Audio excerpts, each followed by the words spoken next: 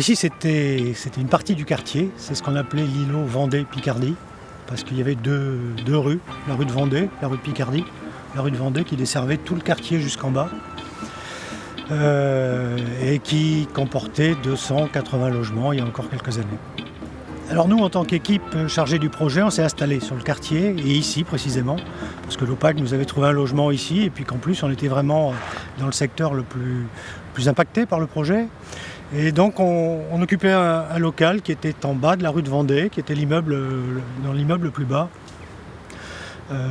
qui est un des derniers immeubles qui a été déconstruit.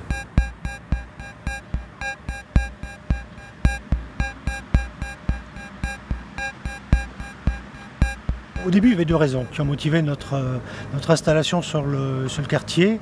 La première, c'est qu'on pensait que, après avoir fait la première annonce aux habitants du quartier du projet, dans ses grandes lignes, c'est-à-dire notamment le fait que 360 logements allaient disparaître, on pensait que ça allait susciter beaucoup d'inquiétudes, beaucoup d'interrogations et qu'il était tout à fait normal d'être sur place pour créer une espèce d'agence de renseignement en quelque sorte. D'ailleurs, les élus de l'époque envisageaient même de tenir des permanences sur le quartier pour essayer de faire face à des demandes qu'on imaginait très nombreuses. Ça, c'était le premier objectif, qui ne s'est pas avéré complètement justifié d'ailleurs. Parce que finalement, on a eu assez peu de gens qui se sont adressés à nous. Et alors, il y avait une deuxième raison, c'est que conduire pendant des années, c'est un projet qui dure 7-8 ans, un projet de cette importance qui inévitablement quand même comporterait des phases de travaux qui allaient générer des nuisances pour les riverains, qui allaient générer des perturbations de la circulation par moment, qui allaient concerner tout le quartier. Il paraissait complètement normal d'être sur place pour pouvoir réagir le plus rapidement possible, d'abord être conscient de ce qui se passait, conscient des difficultés, être un peu associé à ces difficultés aussi, les subir en quelque sorte, mais ça permettait d'être beaucoup plus réactif pour traiter les problèmes.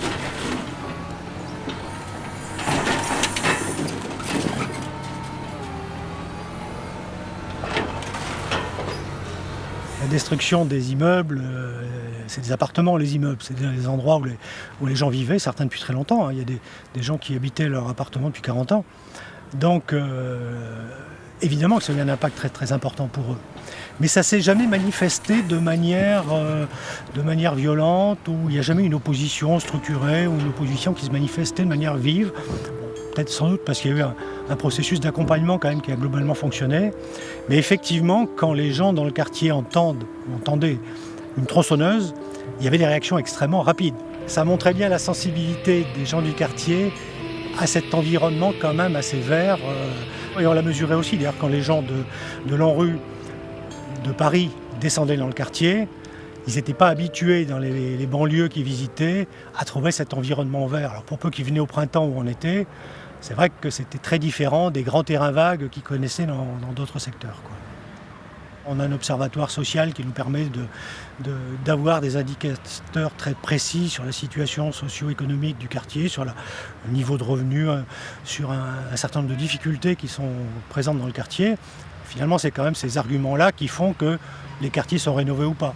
Oh là là, là, impossible d'y aller. Les bureaux de vote avaient été mis à la frontière entre la Roumanie et la Transnistrie. C'était assez.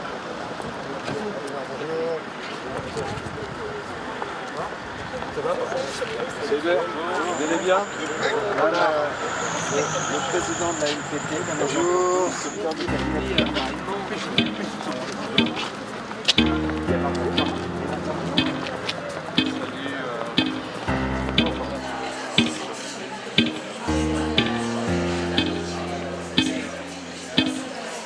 On a dû avoir deux ministres, je crois, qui sont venus sur place. Évidemment, il y a tous les services de la préfecture. Quand un ministre arrive dans un département, c'est la préfecture qui organise son accueil. Donc il y a les services de sécurité, il y a la police qui viennent préalablement voir les lieux, définir un peu comment on va pouvoir s'organiser. Et puis ensuite, le jour J, effectivement, ils débarquent, on les attend, on les reçoit, et puis ça se déroule avec un protocole en général qui a été quand même convenu. Alors c'est vrai que c'est un peu inhabituel dans le quartier, un peu spectaculaire d'avoir tout d'un coup tous ces policiers qui débarquent quelque temps avant le ministre. Et puis le ministre qui arrive avec son escorte, c'était un peu le spectacle pour les gens qui étaient aux fenêtres dans le quartier, c'est inhabituel.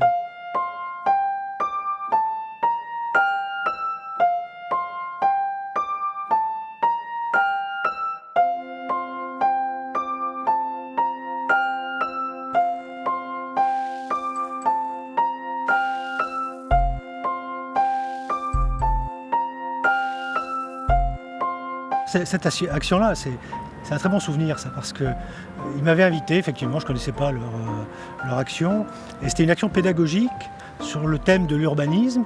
On leur a demandé de regarder les circulations piétonnes, mais vues à leur échelle, vues avec leurs impressions, et ils ont fait des commentaires là-dessus qui étaient extrêmement intéressants.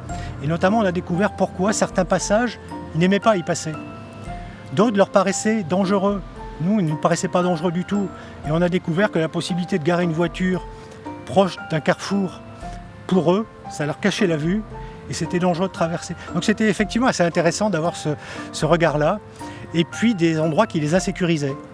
Parce qu'effectivement, on croit faire quelquefois des beaux aménagements avec de la verdure, mais c'est des endroits qu'ils avaient à traverser, quelquefois sans aucune vue des immeubles.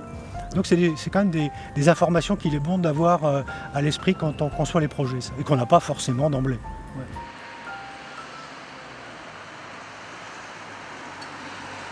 Aujourd'hui démarre la construction du nouveau centre. En 2005, on savait qu'il faudrait probablement le reconstruire. On ne savait pas comment on allait le faire.